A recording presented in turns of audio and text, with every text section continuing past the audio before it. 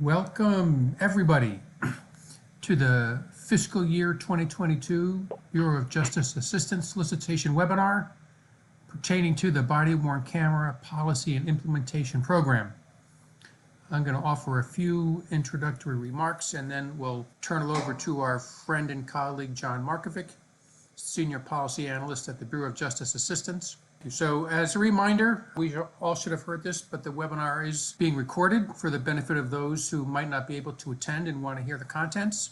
At the end of this webinar, we will ask you to complete a brief evaluation of the presentation and the content. We just encourage you to pay attention to that and to let us know your thoughts. We'll also post some resources that'll be very helpful to you for those of you that will pursue this solicitation towards the end. And we will have time for questions and answers towards the end. We know that several questions have come in already, and we will do our best to either answer them during the webinar or in the Q&A session at the end. So nice to see the great interest across the country in this webinar. It's very encouraging to us to have all of you on here with us today. And with that, I'll turn the presentation over to John Markovic. Thanks for the introduction, Chip. I'm assuming everybody can hear me. So welcome again to the BWC PIP webinar. I'll be saying BWC PIP a lot, so I don't have to say the full title. So here's the basic information. You'll notice there are two deadlines or dual deadlines here, one for grants.gov, one for just grants. That's a new process that was started last year, and we'll dive into that. We very much expect to have those deadlines hold, but if there is an extension to the deadlines, a notification will be made, and that will be available on the funding page for this program. So here's what I want to cover. I want to talk about the revised funding categories. This is our 7th year doing BWC PIP. And we've made some major revisions this year in keeping with where the field is at. So I'll talk about the eligibility under each of those categories. I'll get into the program descriptions, what the programs are about, what you should try to achieve, how you should frame your objectives and deliverables under those categories and program descriptions. I'll talk about the funding metrics, basically how you can figure out how much federal funding you can request by this grant, the caps on funding, which depend on categories and on how many body-worn cameras you propose to purchase or lease. I'll talk about what can and can't be funded.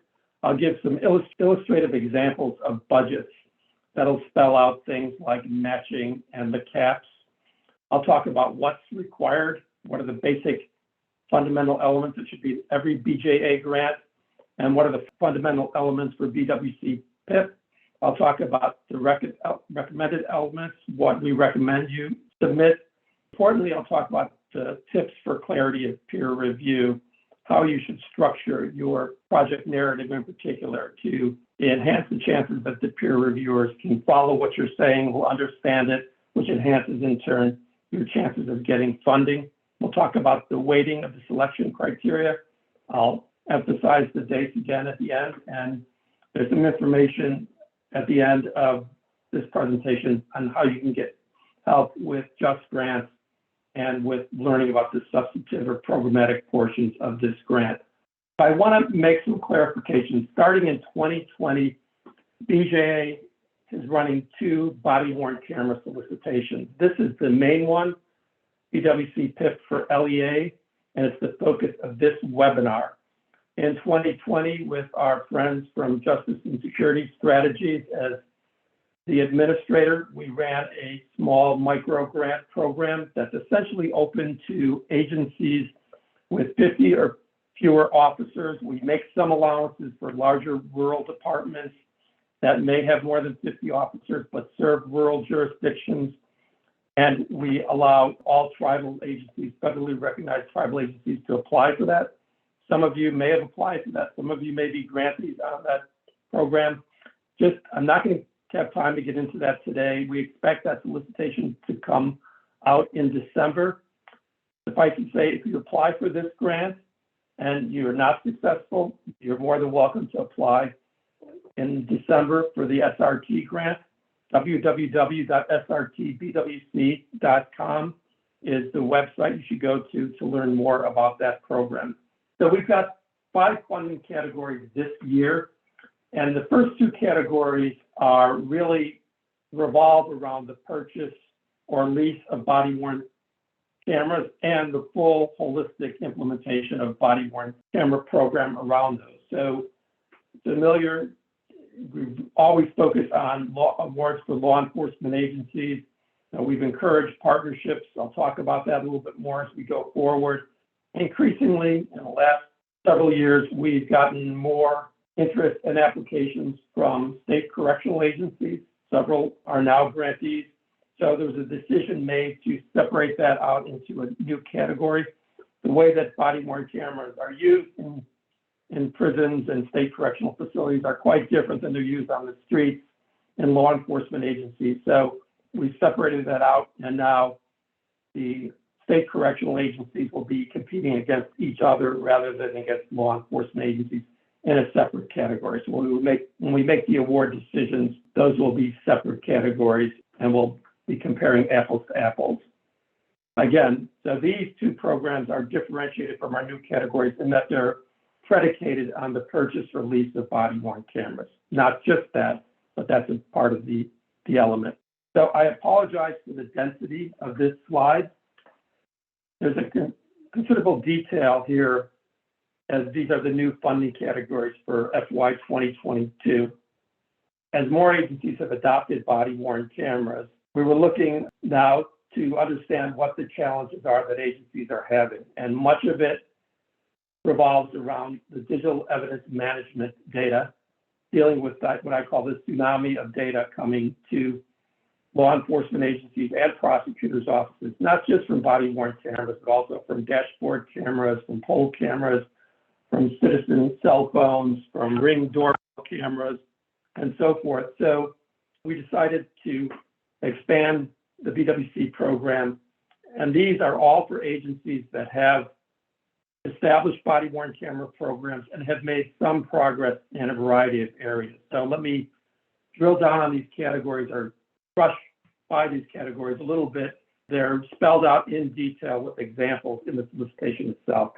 So category 3 is intended to support law enforcement agencies or prosecutors' offices that have shown progress in sharing, managing, and integrating large volumes of digital evidence. So we think that eligible applicants or interested applicants be law enforcement agencies or prosecutors' offices made progress in these areas and are seeking to expand those efforts. So they may be using software or vendor services to do this. They may be doing it on their own, but they've shown progress in this and they're willing to share that for the benefit of others. They'll work with our TTA provider to do that. The second category is focused strictly on prosecutors' offices, and it really supports them in seeking to improve their capacity to receive, access, process, and better interpret digital evidence from body-worn cameras and other devices. So it'll basically allowing them to showcase how they're using body-worn camera to make case filing decisions, how they're reviewing it, what they're reviewing, can they review it all, those types of things. These are the questions that are starting to come up among many of the agencies that we funded in working with their prosecutors' offices. So again, it's a demonstration project.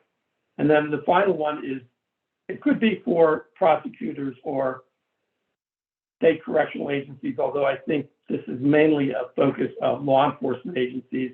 And it's basically allowing those agencies to showcase and enhance what they're doing in using body-worn camera footage for training purposes, to promote constitutional policing, to improve community outreach, and those types of things. A couple examples here, some agencies are taking their own body-worn camera footage and evaluating critical incidents in terms of how well the agency performs de-escalation. So they're providing feedback to officers, and they're often using their own body-worn camera footage to train their officers. There are other agencies that are reviewing officer performance in terms of courtesy, professionalism, and respect, or whether officers are engaging in the concepts around procedural justice. So any agencies that are making headway in this and want to promote those practices, are willing to share them. They can buy some equipment and some services with that, some contracting. We'll talk about that in the next slide. So that was just brushing over these new categories. They're spelled out in detail in the application. So we're shifting back to the basic category 1 for law enforcement agencies, which is predicated on the purchase or lease of body-worn cameras. This is some of the verbiage from the solicitation itself, and I think these will provide concrete examples of the types of agencies we funded in the past under the body-worn camera program, and these are the types of agencies that now would fall under the category 1. The state, municipal, and county law enforcement agencies, probably including county sheriffs, which probably account for 80% of our previous applicants. We've also gotten applicants from other publicly funded agencies, tribal police departments. We've gotten quite a few from public universities and colleges, including junior colleges. And then we've had a variety of different types of agencies. I cite here the Kansas Department of Wildlife, Parks and Tourism, which was an awardee last year. We've probably funded about a half a dozen independent school district police departments, transportation police departments, airport police departments. As long as it's a publicly funded police department, the law enforcement agency, a public safety division that performs law enforcement services, you're eligible to apply for this grant. If you're a private organization, you're not eligible. I mentioned that we very much encourage partnerships. I think that promotes an economy of scale. It's also a way to bring in smaller agencies that may find it difficult to apply for federal grants. We developed a small rural and tribal program for that in 2020, but we've had some other agencies step up to perform that role on their own, or sometimes with some encouragement from us. So one example is the Regional Justice Information Service Commission in and around St. Louis. They are a public agency that acts as a sort of an instrumentality for law enforcement agencies. I think I skipped over that in the last slide, but they're an example of an eligible agency. They applied in 2018, I believe, first for about a dozen or so, I think, departments in the area that are part of their information sharing network. And they administer the grant, alleviating some of the burden of grant administration from those agencies. On a larger scale, several times we've had the Pennsylvania Commission on Crime and Delinquency apply for and successfully get a grant. And between their 2 years of grant funding, they brought in approximately 100 sub-grantees, generally smaller municipal and sheriff's departments within the state. And that's just a great way for the state to get involved and take some of the onus off the individual agencies.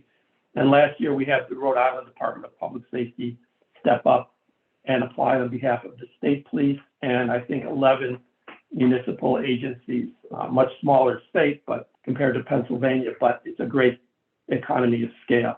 And then we've had individual agencies sort of step up, sometimes working in partnership, sometimes reaching out. So La Crosse, Wisconsin, in Southwest Wisconsin, took the initiative to bring on some very small departments within their geographic area, I think all in the same county. We also have the La Crosse Sheriff's Department as a grantee, and they actually brought in one tribal agency that was nearby. So we encourage you to partner when you can. If you're a larger agency that might help smaller agencies, that's always a great idea, and that's looked at favorably when we review these grants. So this is the eligibility for the state correctional agencies or state prisons. It's pretty self-explanatory. Just because of the scale of state prisons, it's very seldom that, we've never had an application to provide body-worn cameras for all correctional officers, but usually they scale it up. So I'll talk about that in some of the examples for funding that we talk about. But we probably have about a half a dozen correctional agencies, including the New York and New Jersey Departments of Corrections. And they're using the cameras mostly within the institutions, but sometimes for community corrections for parole officers and so forth. Now we're shifting again to the new categories. Again, these are the categories for agencies that have established and somewhat successful BWC programs and want to move the needle. For the digital evidence management integration category, it's the same as category 1. Again, we think these will be mostly, is law enforcement agencies, but the definition of law enforcement includes prosecutors. So there may be prosecutors leading the digital management integration effort. We encourage partnership applications. Let's say a prosecuting agency is working with one or several law enforcement agencies on digital evidence integration. They could apply here. One of them would have to take the lead as the primary applicant. In category 2, we're focused on prosecutors' offices. So those are the eligible agencies, and they're really, coming to terms with and making progress in dealing with digital evidence and doing their day-to-day operations, from receiving it from the department to using it to make case filing decisions to presenting it in court. Anything is covered there. Again, the solicitation spells it out. And then the final area we're pretty excited about, I think this touches on a topic that's looming large at BJA called digital trust. So this is basically how law enforcement agencies are using BWC footage to enhance training, to enhance constitutional policing, to promote community policing, and so forth. So I think there's lots of examples out there. One that I will cite is LAPD has been at the forefront of releasing information on critical incidents in a proactive way. They've developed the YouTube videos that I think they're on YouTube, but they're accessible through YouTube, which every time a critical incident occurs, they release the footage along with narration that puts the incident in context. And many departments have begun emulating LAPD. So this is really the program summary for categories 1 and 2. Again, BWCs in law enforcement and correctional agencies. We're looking to support agencies that want to establish or expand a comprehensive program through, again, it's predicated on purchase or lease of BWCs. But it's important to note that this is not just an equipment purchase program. We expect, as we always have, that applicants to commit to developing a comprehensive, deliberate policy on body-worn cameras. They should be, in the same vein, careful and deliberate about how they roll out this technology. We used to say phased approach. We know that now agencies are getting pressured and often are required by state law to implement body-worn cameras by a certain date. So we don't mean that you have to be slow, but you should be planful and deliberate in how you go about that. The applicants should describe, basically, not that they're just going to deploy body-worn cameras, but in what ways they expect the cameras to enhance their agency's operations. We know that body-worn cameras have a profound impact on agencies, and they affect, I think, virtually all aspects of law enforcement agency operations. So real briefly, historically, we've funded different types of programs, and they've generally fallen into 3 categories. So initial and expansive implementation, the agency decides it wants to go to body-worn cameras, and they'll issue body-worn cameras to all officers or the majority of officers, perhaps all officers on patrol or who have regular contact with the public. We have had pilot implementations, agencies that want to try out body-worn cameras. If you're a 200-person department and you want to try them out with 50 officers before you make the bigger dive, that's fine. We think that's become rare, and I think that's because more states are mandating body-worn cameras, and body-worn cameras have just become more commonplace, so you may have learned from others already.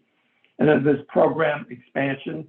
That's an agency who's used our BWC PIP funds or has established the deployment of BWCs, but they want to expand that to additional pools of officers or maybe even civilians. Sometimes we've had people apply for parking enforcement police or to expand for school resource officers who are generally sworn officers. A couple of years ago, LA was one of our early grantees. They actually expanded on something they started before BWC PIP was in existence, but then several years later, they came back and applied successfully for another grant when they wanted to expand the use of the deployment of body-worn cameras to include their transit officers. So these are general objectives and deliverables for categories 1 and 2. Besides the purchase of body-worn cameras, it should be nested in a holistic program that has, that follows precepts of evidence-based problem-solving approaches. How are the body-worn cameras going to improve your agency's performance and outcomes? There are 5 key things that I think should be central to these objectives and deliverables. As already mentioned, a policy, and that policy should address state laws. More states have laws that are affecting policy, should be attentive to privacy rights, civil rights, should discuss how you will release the videos to the public. Again, it should be developed a planned and phased approach. One of the things is we want to know the impact it's having on your agency. So we want you to commit to tracking performance in your, if you are awarded. So, make sure you attend to that in your application. Should touch on, who's going to review, how are you going to control access, storage, retention, and redaction, digital evidence media, digital media evidence. You don't need to dive deep, particularly if you're a new agency, but we want to know that you'll attend to those things. We want to know that you'll attend to training, and then we want to know that you're considering the impact on your agency and how you need to plan for sharing the BWC footage within the department with prosecutors, downstream criminal justice actors, and with the community for public release. A lot of agencies involve their community in their policy development. So those are the types of things that you should include in your proposal to show that you have a robust and holistic approach to body-worn cameras. Okay, I won't spend a lot of time on this slide, but for categories 1 and 2, your individual cap on funding is based at $2,000 per camera.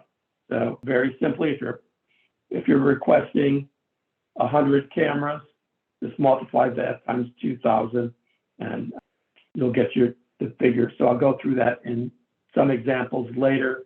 Having said that, there's no federal award under categories 1 and 2 can exceed $2 million, right? So I think that would get you, if you ask for the maximum per camera, that would get you 1,000 cameras. You could also not ask for the maximum, and I'll spell that out in some of the budget examples I give.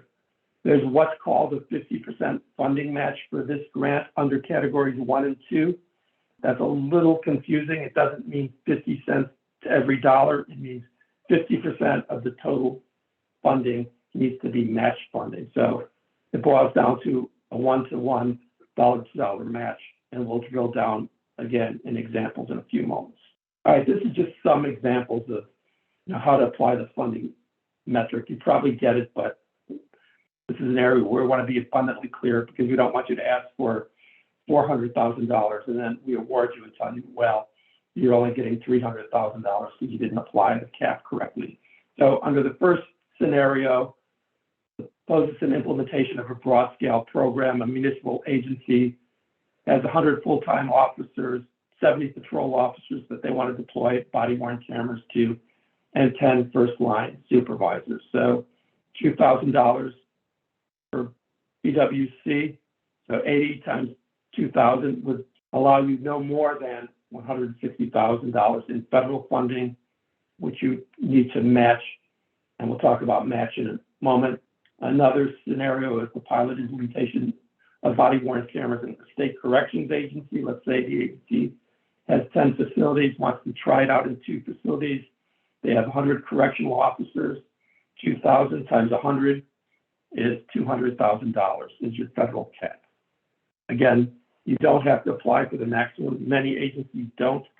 And I should emphasize that we know body-worn cameras don't cost $2,000, but that's to cover associated expenses, and it's a way that we make sure that the money's distributed evenly so that we have a cap on the amount of funds that can be requested per camera for categories 1 and 2. So I already said there's a 1-for-1 match. So the thing to remember that agencies are fully accountable for fulfilling match obligations. If you said you're going to do something with federal funds and you're going to do something with match funds, you're responsible for carrying that out under the grant. You don't get a pass on the matching funds. As a result of that, we caution agencies to be very careful of overmatching. Sometimes they think that if there's a 1-to-1 match and they match 5-to-1 or 20-to-1, it makes them look better. That may be the case. I don't think that's the case with peer reviewers, and we'll kind of get into some examples of why that wouldn't be wise. So the match expenses, like the federal expenses, must be reasonably related to the BWC program. I know I've gotten questions in the past, can we fund in-car cameras through this program? Yes, you can, but again, the predicate is that you'd be getting body-worn cameras. So if you were to fund 100 body-worn cameras, and you wanted to get 50 in-dash cameras, your funding cap would be based on the 100 body-worn cameras only, not on the 150 body-worn and in-dash cameras. And then this is a little, abstract. The funds need not match the full cost of BWC programs. I just say that we don't always know what the full cost would be, or you don't know until you get into it. And so some agencies focus very narrowly on purchasing the cameras, and then they assume that all the other related costs and resources will occur outside the purview of the grant, so to speak. So we'll spell that out again in the examples. I'm a big fan of concrete examples, so we'll just get to those in a moment. Let's talk a little bit about match. So there are two types of match in federal grants. There's in-kind and cash match requirements.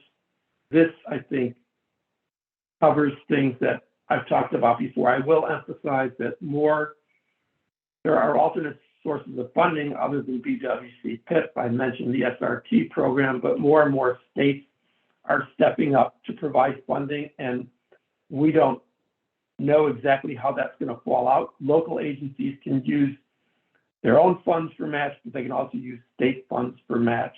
If you're using state funds for match, be clear about that in your application. You should be clear that if you're using local agency funds, it's normally sort of presumed that anything that's not federal is local, and you lay it out in your budget that way, but be as explicit as you can.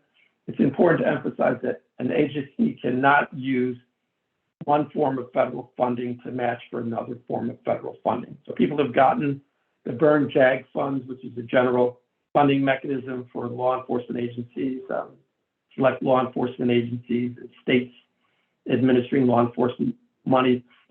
BJA does fund body-worn cameras through that, and some agencies have even been able to get body-worn cameras funded through the American Rescue Plan, which is COVID funding. So those, be mindful if you have body-worn cameras under those, and you certainly can't use those as match. Let's say if you cannot use those as match if you're doing an expansion program. You'd have to use your local or state funds. This reiterates the point. If you go over your match, you're really held fully accountable for that. And I'll drill down now a little bit on the difference between in-kind and cash matches. So for categories 1 or 2, there's two types of match. I'll try to provide some examples here. So cash match is basically a hard match. It includes cash spent, your agency expenditures on project-related costs.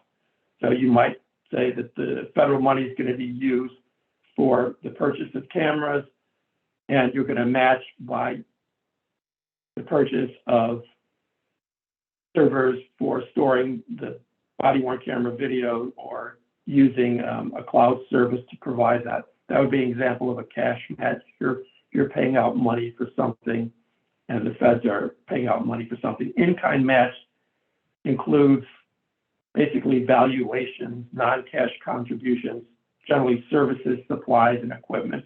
So one quick example, you decide that you want to bring on a new technical person to deal with digital evidence management. That person's salary and fringe benefits would be considered a soft match, part of your agency budget, but it's being used for body-worn cameras. And let's say you want to assign a lieutenant to manage the program at 60% of his or her time. that salary and the prorated fringe and benefits can be used for a soft match. Things get a little more complicated for categories 3 to 5. We're kind of leaving that up to the agencies to discuss how they want to use the funds. I think often this will be personnel devoted to managing data and helping showcase how that data is being managed or how they're using body-worn cameras and videos. So maybe salaries of persons working on that program. It could be consultants you're using to help showcase that effort. We do recognize that you may want to buy equipment, but the purchase release of body-worn equipment is not the main purpose of this grant. If you want to get them, for lack of a better term, incidentally, that could be no more than 15% of the project total. So let's say, in this case, I said you wanted 10 additional cameras for supervisory personnel as part of the constitutional policing project. They hadn't had it before, but you think it's important when they go out in the field that they have body-worn cameras as part of your project. So that's allowable. And then we also recognize that you might want to purchase, lease, or contract for equipment or services for digital evidence sharing. You may want to buy an extension or more services on your cloud storage that allows you to better access and share data, new licenses, let's say, for prosecutors, sharing data with prosecutors, or just buying services, contracting with people, consulting with people on how to improve your digital evidence integration or sharing. Those are just some examples. Again, I can't do justice to these categories, so look to the solicitation for more detail. So for the federal awards under categories 3, 4, and 5, the demonstration projects, the cap is $1 million.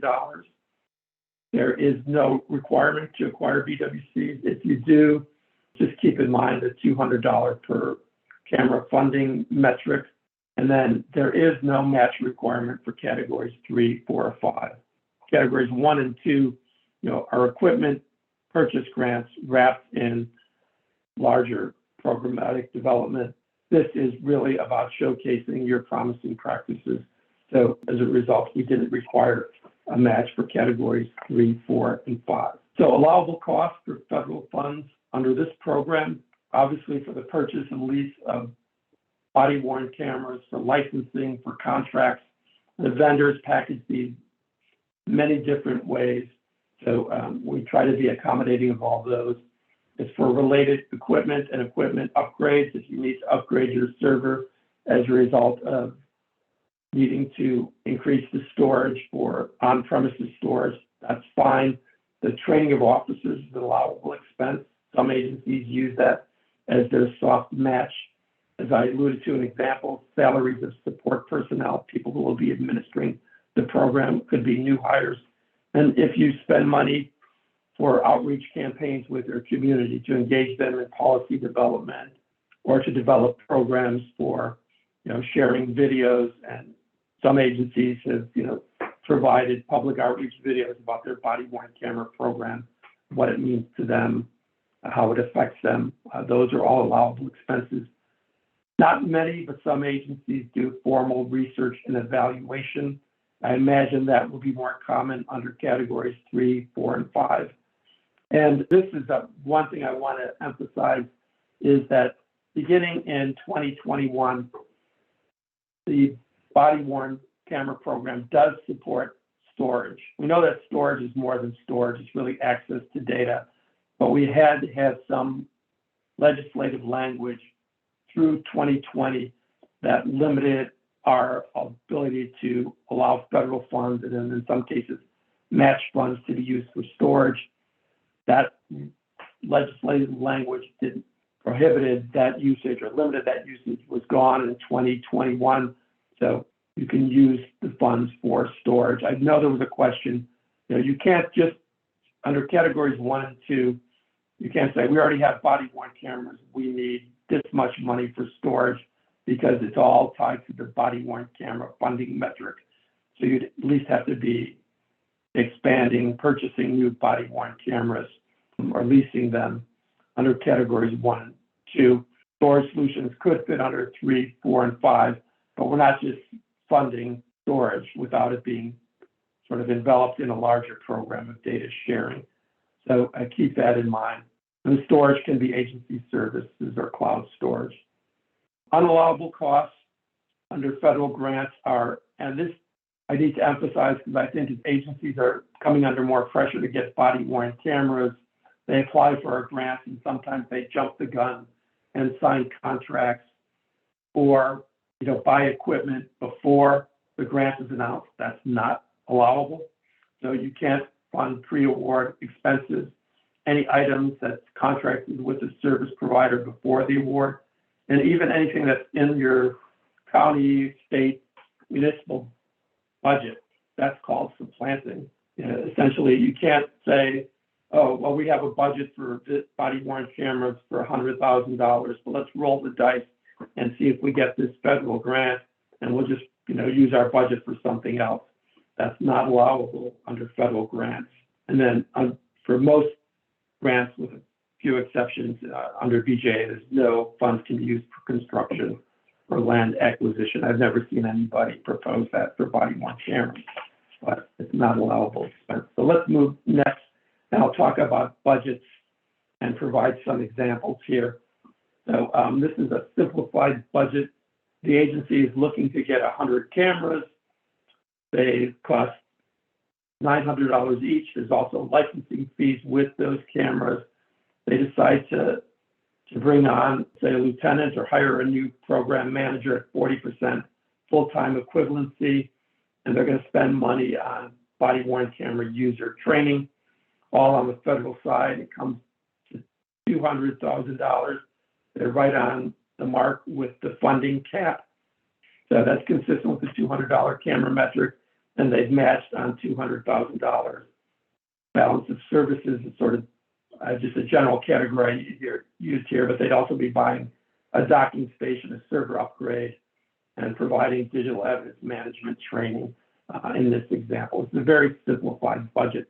There's the project totals for. Thank you. Next, so here's an example where the agency is looking to buy 54 cameras, let's say for all their officers. So that would entitle them to $108,000 in federal funds, right? 54 times 2,000. But this agency just says, they don't want to worry about the other stuff with the grants. They don't want to be responsible, let's say, with matching funds. So they're basically saying, we want to buy cameras with this funding, and they sort of threw in the fact that they want to get trained by the vendor on how to operate the cameras. So they essentially divvy that up pretty evenly, putting the $3,000 for the body-worn camera vendor training. On the federal side, they said that they use the funds for 25 cameras to purchase with federal funds and 29 with matching funds.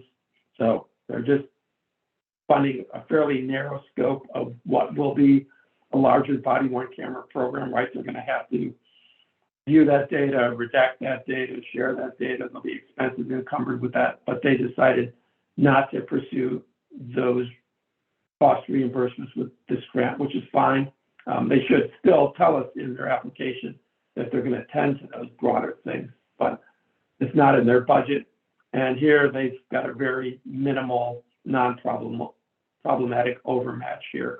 So if I want just drill down on overmatch, to say that in the same scenario, they wanted to throw in the fact that they're getting a new computer or a new server and a lot of other equipment that's going to cost them $100,000, and they're going to call that a match.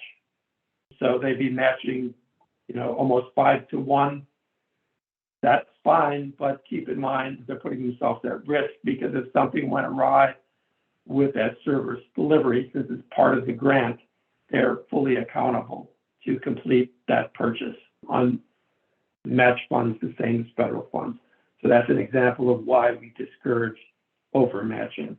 We're going to return to policy. We've addressed this already, but historically for the body-worn camera program, we've required that policies be in place before the majority of your money is released, so you can't access 90% of your funds until you have a policy in place that we believe is deliberate, comprehensive, and takes into consideration internal and external stakeholder input.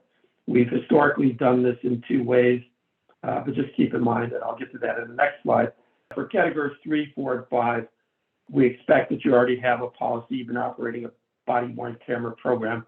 So we think that those will be more agency certifications, although if you want the assistance of the TTA provider in enhancing your policy, that's available as well. So there's two mechanisms. Historically, the TTA provider has worked with the agency as they're developing their policy to make sure it's comprehensive and deliberate. We don't prescribe what your policy says, whether you have to inform the public that they're being recorded or not, but we say that that element should be addressed in your policy. And once you become an awardee, we drill down on this more. I won't get into it here.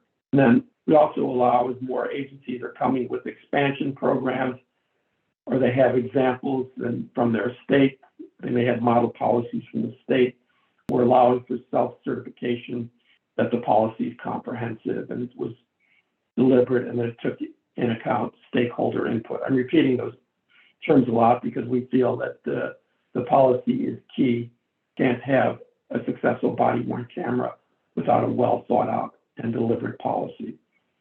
One thing I'll note, a lot of times agencies will attach existing policies, active policies, draft policies with their proposal. That's fine, but we in no way say that if we fund you, that you've cleared the condition of the policy being deliberate. It still needs to be certified.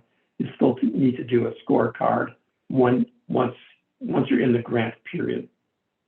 Also, policies, situations change, policies should be updated. So the policy you sent us in, in may not be the policy that you want in December. Okay, I could do an entire webinar on this, and I could bring Chip in to do a webinar on this, but we've always been serious about providing assistance to the body-worn camera grantees. In the early stages, there was a lot to be learned. There's a lot more water under the bridge, but things are changing. So you will be working under all categories with a TTA provider, and basically they'll meet you where you're at. So if you need assistance, they're there to give it to you. If you feel competent, they will work with you to get your policy scorecard done or the certification done. They'll keep in touch with you and they'll provide you the assistance you need. So, and at the same time that they're working with you individually, they're developing knowledge products. They're keeping abreast of what's happening in the field. There's new newsletters, webinars, podcasts that will be accessible to you. They build a community practice with you. If you're successful and you do get grants, there'll be a national meeting and you'll learn from past grantees of what they're doing. And indeed, sometimes agencies in their first year are ready to step up and contribute to those peer-to-peer exchanges and support other agencies. So we develop a pretty robust community of practice, and our TTA providers really carry the ball on that by keeping abreast of what's going on and keeping in touch with how you're doing with implementing your body-worn camera program. So TTA collaboration is expected in this grant, but it's going to be to meet you where you are. I almost broke in my Chicago vernacular and threw in meet you where you're at and threw in the unnecessary preposition. Well, I guess I just did that. Okay, we're kind of winding down on the slides here. I'll try to go quickly. So these are the elements that every BWC application must include. Indeed, most BJA applications. The application for federal assistance is sort of a worksheet, and the disclosure of lobbying activities. Most of you aren't engaged in lobbying activities, so you just have to fill that form out and say none. That those two things, we'll get into it in a bit, are submitted in grants.gov, and that's the May 20th deadline we talked about before. Then with Just Grants on May 25th, you need to include the project abstract for the last 2 years. That's part of Just Grants. You input that in Just Grants. a project narrative, up to 15-page narrative that you attach to your Just Grants application, a budget detail worksheet, again, now being input in Just Grants rather than as an attachment. If you want to provide attachments in addition to that, but you do have to complete the budget in Just Grants. There's a financial management systems and internal controls questionnaire, making sure that you're fiscally capable of administering the grant. Applications of disclosure of pending applications. You should put that in there, particularly if you're applying for state funds, if you applied elsewhere for body-worn cameras. Sometimes these are missed. Sometimes we have to go back and get that from you if you're awarded. So do try to get that in before. Be mindful of it. Best to include that as an attachment. And then if you're engaged in partnership, we'd expect a list of subrecipient agencies. So these are things that we would encourage you to be included in the application. Now, if they're applicable, right? Indirect cost rate agreement. I've seldom seen these in BWC PIP grants. They're usually sort of the indirect costs that universities or nonprofits charge for grants. There may be some agencies or some universities that typically apply that's fine. So if the university applying for body-worn cameras, sometimes we see it. If you're going to include it, you're going to be familiar with it. But most of you, I think, don't need to worry about that, particularly in categories 1 and 2. Again, if you're doing formal research and evaluation, you should include the form for independence and integrity of that research and evaluation as an attachment. If you're just doing your standard performance metrics, the impact that it's having on your agency, that's not formal research. You don't need that. If you're doing research, a letter of participation, a letter from your research partner or the person you're contracting to do an evaluation should be included, that they're supporting the work and they're ready to go for it, should you be funded. And then if you're a federal tribe, the tribal authorizing resolution should be included. Here are some things that we recommend you include. I think if you look on pages 8 and then again on 19 of the application, we developed a screening sheet. And actually, it's good that some of you may have started your applications already, but it's good to go to these. If you're applying on your own and applying on behalf of other agencies in a partnership, like the lacrosse example I gave. The screening sheet basically tells you what you're going to be in for should you get the grant, what kind of alerts you to the fact that there'll be certain administrative responsibilities, and it's sort of a checklist to say, okay, I understand that, and we're prepared to do this. Should we be awarded? And there's also a check on the funding metric there, and it also just helps sort out what the grant is trying to do. So it may just help you organize yourself before you write the proposal itself.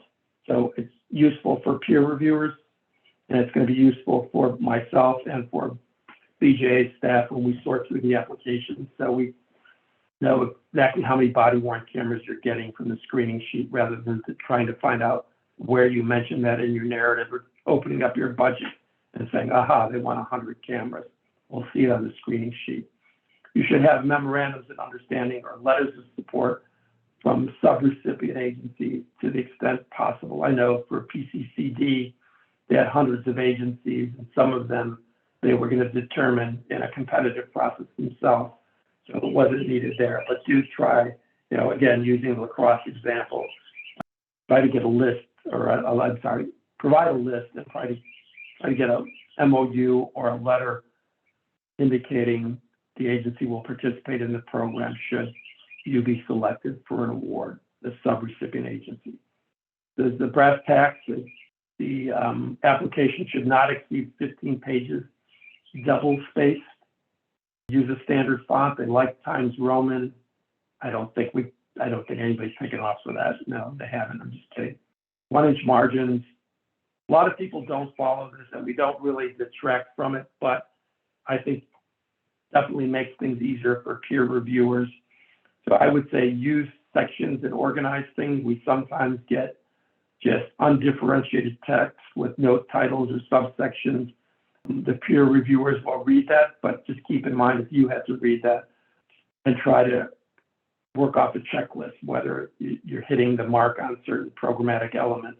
It makes it harder for the peer reviewers. They may miss something. So that'll become clear when I go over the categories that should be part of the project narrative. Attachments don't count against the page limit, so if you're attaching resumes, timelines for the project and so forth, that's not counted against the 15 pages. And here, just following these rules closely makes it easier for peer reviewers to understand and assess your application, and increases your likelihood of being funded. So these are the categories. I'm going to go over these again in a few minutes when I talk about how they're weighted. So let's move on, and I'll address that there. The budgets, again, use the budget provided in Just Grants. There's a spot for comments when you go into Just Grants. So every expenditure, you should explain what the rationale is for that. It used to be that we require a budget detail and a separate budget narrative, but now that's all part of Just Grants. One thing to note, occasionally we'll get fairly decent applications on the project narrative side, but instead of filling out the budget form in Just Grants, they attach a vendor quote. Even though you're only getting cameras, you need to put that information in a budget. And I emphasize that the budget submitted at the time of the solicitation is a cost estimate. It's not a, if you put down a particular vendor, I think that may be good that you looked at them for cost estimation purposes, but keep in mind that your procurement is expected to occur during the grant period, not before the grant period. So we expect you to do sort of comprehensive and deliberate and competitive bidding. There may be reasons to go with a vendor, but you need to address that in the grant period. If you were hounded by a vendor and you put them in your budget, just because we granted you funds doesn't mean that suffices for procurement. These are things that I think increase your likelihood of being funded. If it's an economy of scale, particularly partnerships, shared contracts, if you're demonstrating that, I think it looks that shows that you're fiscally responsible. You should be attentive to the technical considerations of body-worn cameras. Granted that they're always changing, and there's some sophisticated elements that may not be applicable for you. There was a market survey done by our sister agency, the National Institute of Justice, in 2016. That's a bit dated, but just be attentive to being aware of what the technology capabilities are and how they'll benefit not just your agency, but your community. Show in your application that you've reached out internally and externally. If you've talked to the prosecutor, if you talk to your community, if you've talked to organizations in the community, or commit to doing that benefits your grant, that's advantageous in your grant review. And make sure that you put in your narrative that you're attentive to officer safety concerns and officer buy-in, and basically demonstrate how the body-worn cameras will increase efficiency. Make sure you touch on training and demonstrate commitment to evidence-based practices and sort of learning as you go. The more you put in your grant that you're going to do this in a thoughtful and deliberate way, the better chances you are of getting funded. Okay, performance measurement and reporting and tracking is a big part of the grant. Twice a year, you'll be filling out a form. That form, the PDF version of that form, is available in the solicitation. You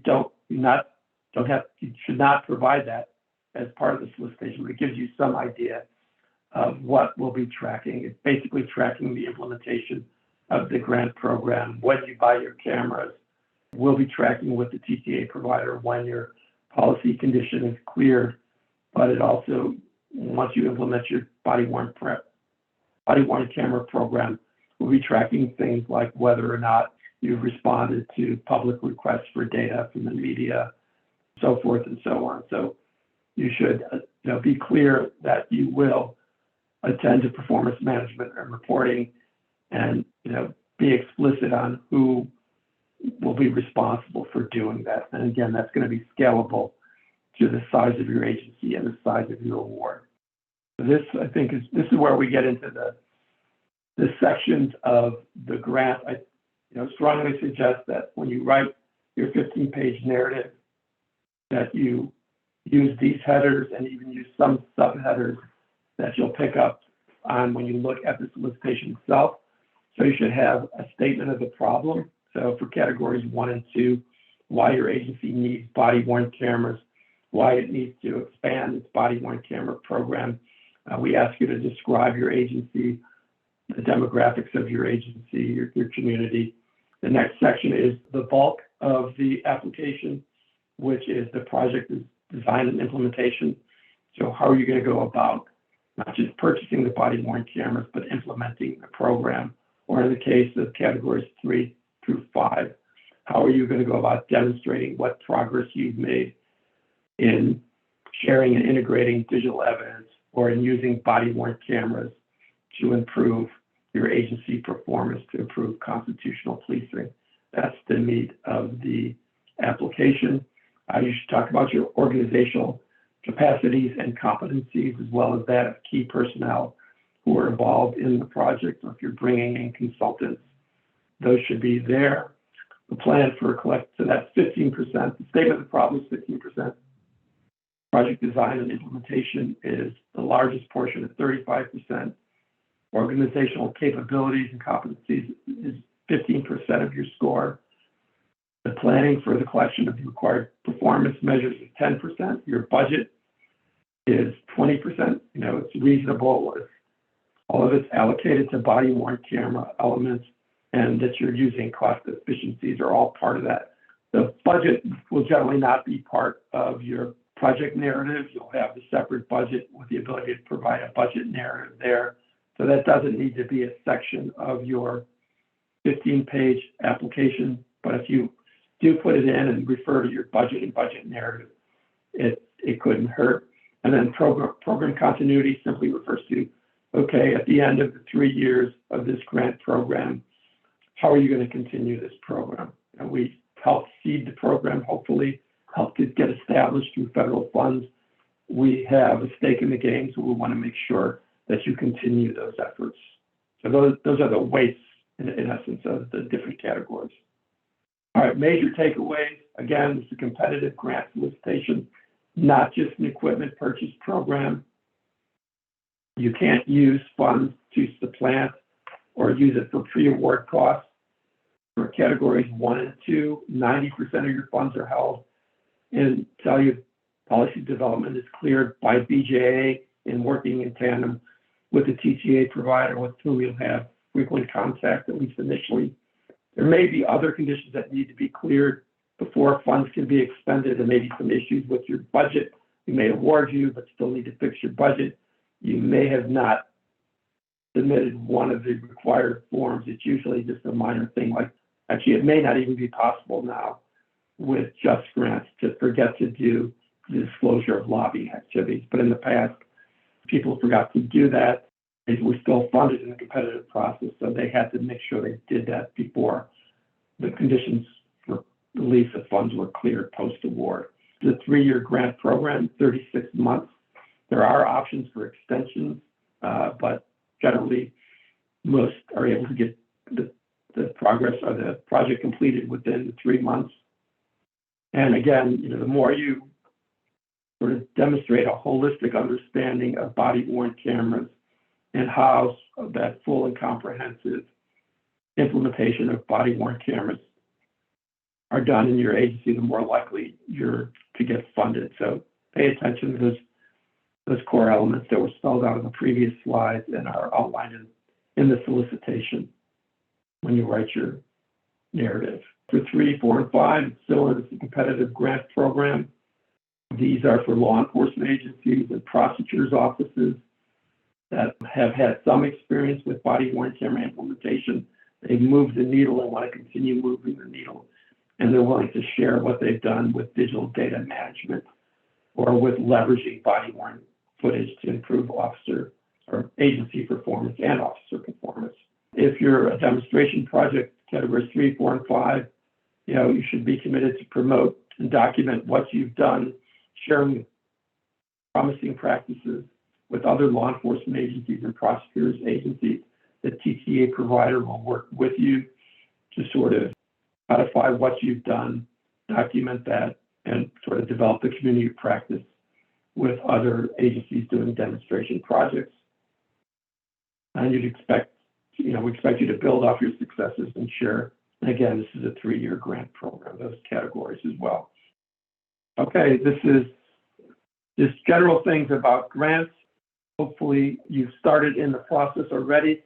You need to register with grants.gov and acquire a unique entity identifier. That used to be called a DUNS number. That transition was made just before this grant was announced. You need to acquire registration with the SAM system that's required for all federal grants.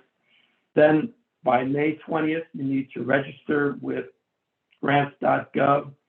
So you need to sort of establish or acquire your authorized organization representative, so kind of the POC who's going to be doing business on behalf of your agency for this grant. And then on May 25th, you should have your full grant submitted to Just Grants. To locate this funding opportunity, there's the link. We'll be sending out this probably in about a week or so, this slide deck. The recording will be made available. And this is the link to sign on to Just Grants. As I think I alluded to this before, this is a 2-stage process. Just Grants, with grants.gov, with a general worksheet, the SF-2424, and a disclosure of lobbying activities, and then everything else goes through Just Grants. Just read the solicitation carefully. I just scratched the surface with this process with Just Grants and grants.gov. So if you follow the link, there's a DOJ application checklist, which kind of walks you through how to apply for grants. So some of the things I covered in a very cursory way. You can do a deeper dive here. There are a whole host of videos, instructional videos, most of them short, except for the second bullet point there, that really take you through step by step how to apply for Just Grants, how to apply through Just Grants for this award, just generically for all BJA awards. These are ways to just in general stay connected. If you text your email address to that number, you'll be notified proactively when new awards come out.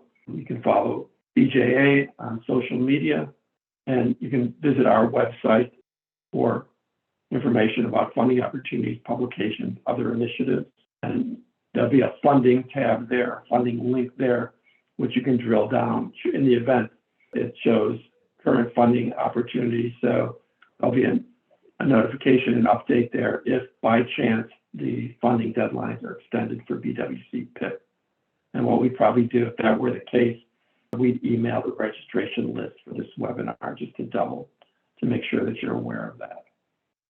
And this is where you should go for help for grants.gov, the initiating of your grant with the SF-424 and lobbying disclosure. Those are the numbers in the email. For Just Grants, where you'll be doing most of your work. Those are the numbers in the email. And then for technical assistance with programmatic requirements, in essence, other than the nitty-gritty administrative stuff, if you have questions down the line about things I've been talking about your eligibility, what's an allowable expense, it's best to go through that source. I have a person assigned to this grant program. She's very good. We communicate probably on a daily basis or near daily as questions arise, and we try to get back to you. So use that resource. You can also call the response center with other questions you have. Those are the hours for the response center. My name and contact information is there. Please use that judiciously. I try to be as responsive as I can. I prefer that you go through our numbers cited on the previous slide for help. The person's very good at it. I just don't have the bandwidth to answer every call directly, but I will get back to agencies, on clarification and working with our contractor who handles the inquiries initially. So you got my number and email there. If you need it, use it judiciously, please. Okay, I rehearsed this and I did it in an hour, but I added 15 minutes here. So I'm going to try to look back and see what questions we have. Quinn or Chip or Brittany, do you want to field some of them for me just as I catch my breath? Sure, John. One question that I saw come up quite a bit was, are these slides going to be sent out to everybody? And the answer is yes. We will have those slides sent out shortly after this presentation is done. The recording of this presentation is also going to be posted as well. Turnaround time is typically 1 to 2 weeks on that. And we will send out an email to all the registrants for this, and it'll be hosted on our BWC TTA website. John, there are a lot of questions here. I see at least 76. I think there are some duplicates there. I think Quinn's response just, answered a couple of those questions, but we can look into several of the ones that have come up. I think what we will have to do is just compile responses to these questions as best as we can and send out. Go ahead. I think that's great, Chip. I think I'm going to glance through and think some of the ones that are fairly easy to answer, which may make it easier for us. So when will the funds be awarded? I'm kind of going in reverse order. Yeah, so generally federal funds are announced at the end of the fiscal year, which ends in September, and the award period begins in October. That was not the case last year because of some issues with Just Grants. The body worn camera grant program actually started for 2021 on December 1st, but we don't anticipate problems. So, historically, they always start on October 1st, and that's when we expect this to be the case.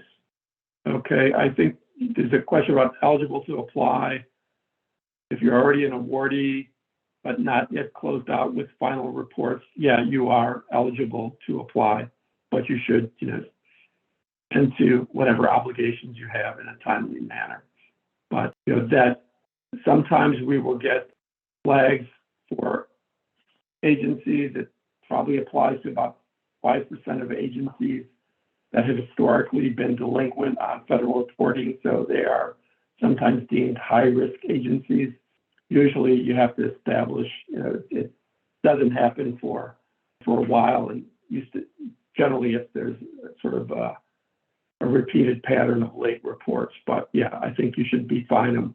We do look at those conditions that lead to risk and consider those to somebody being designated or pre-award high risk. We would look at that, but I don't think that would apply in the case spelled out here. So there's a comment here that they need body worn cameras as soon as possible. I think that's an issue. They're fighting against I'm not sure I understand the question here. So where you're fighting against the municipality refusing to have body and dash cams, I'm assuming you mean refusing to fund it, and they vote on next Wednesday. Unfortunately, we can't expedite the process for you. The federal grant program is what it is, and the federal grant process is what it is. There may be, individual states have their own funding programs. There may be other sources of body worn camera funding, but I really can't speak to that across the nation. Can the PowerPoint be emailed? Yes, it will be emailed, probably in a week. And applicants include storage costs for each camera for all 3 years. Yes, storage costs are allowed. Okay, here I see we're interested in funding for Category 5. We're just implementing a body-worn camera program at Redlands. I'm not going to read the whole thing. I think they basically, the question from Redlands is, would they be eligible under Category 5? Because the way I presented it is that agencies have demonstrated some success. BWCs are just being implemented in Redlands. I don't know what's going on the ground in Redlands. I think it's possible you could apply that, particularly if you have experience with other types of digital evidence management, in-dash cameras, pole cameras. So if you've been making progress in moving the needle, you could, I think you should consider applying.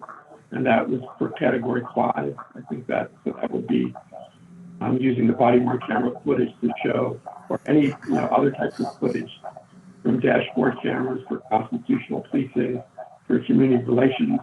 It's a little difficult for me to say, but I think yes, in general, you'd be eligible to apply. It's a little difficult for me to say without knowing particular. I think here's a good one from James Edelstein. The mix of agencies in my county, some that do have BWCs and some that don't. Yes, you can apply, in partnership. If some agencies are going to buy their cameras for the first time and some want to expand, just be clear.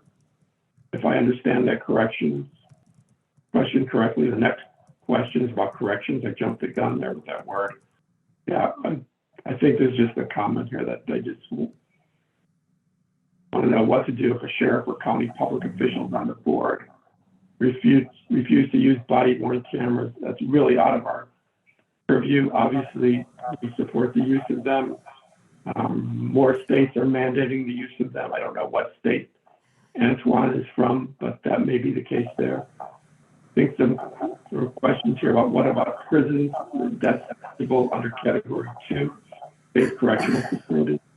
There's a question here from the state correctional facility that will be using them for investigative officers, and they want to apply under category 1 or 2, under category 2, because you're really using them in a correctional setting, even though you're using it in the community. The element there that would define your use would be that it's in a correctional facility. We have funded the use of body-worn cameras in community corrections by parole officers, namely. Yeah, I think there's some questions here. Antoine, again, is asking about how he can convince his county that they need body-worn cameras. Unfortunately, I think we agree with you, but there's nothing within the scope of this grant application that we're really reach out and help you. Yeah, so for small and rural, for the micro grant, essentially small means any agency with 50 or fewer sworn officers or the equivalent in full time.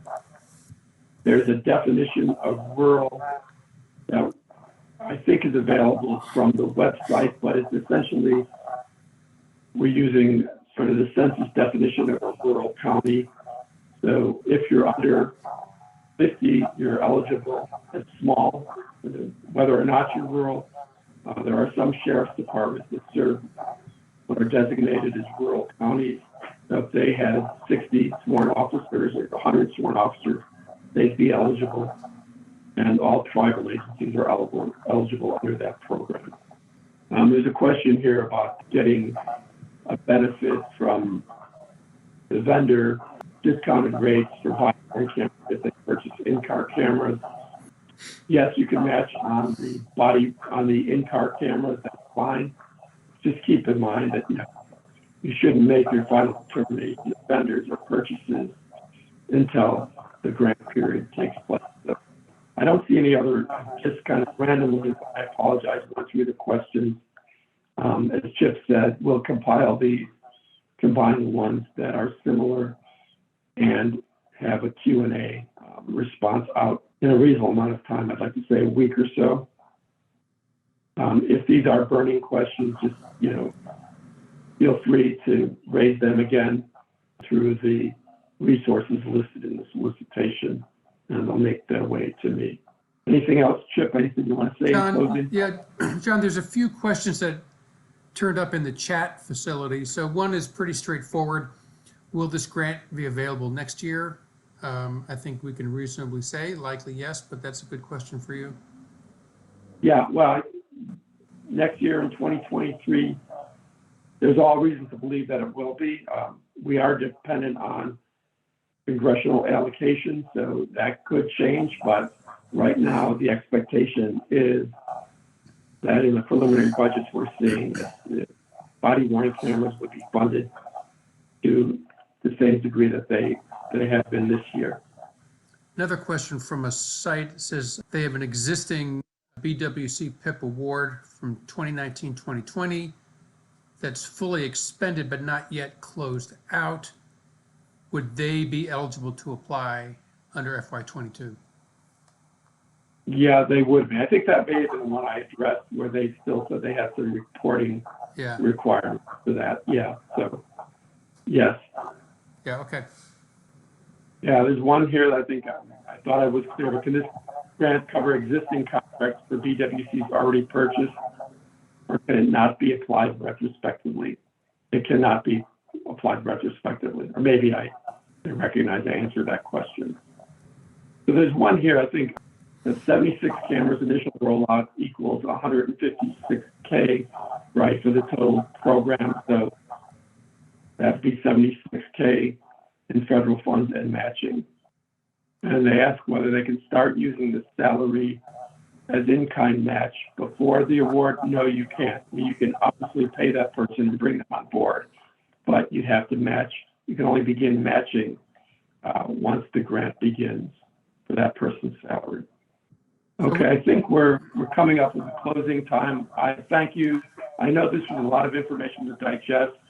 We expanded the body-worn camera program to better meet the needs of agencies that already have body-worn cameras that are dealing with the onslaught of digital evidence, trying to manage that. So it did make the solicitation more complex, but I hope I was clear that there are categories 1 and 2, which is supporting the purchase or lease of body-worn cameras, full-blown programs, but basically predicated on the purchase or lease. And then there are those 3 new purpose areas, primarily focused on law enforcement and prosecutors agencies that are beginning to do things with digital evidence, with body-worn camera footage.